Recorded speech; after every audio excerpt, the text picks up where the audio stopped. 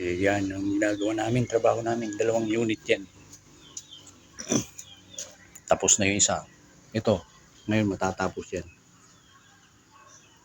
Ayan, concrete flashing yan, yan. Yan, konkreto yan. Mayroon pang itatakip dyan para hindi papasok ang tubig.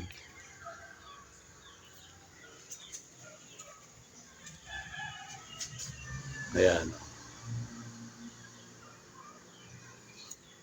Ganito ang nangyari niyan. Ayun.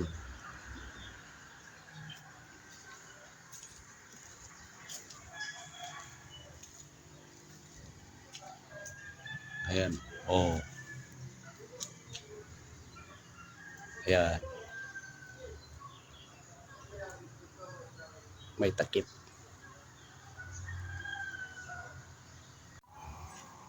Ewan ko sa mga ginagawa ninyo kung mayroong ganyan.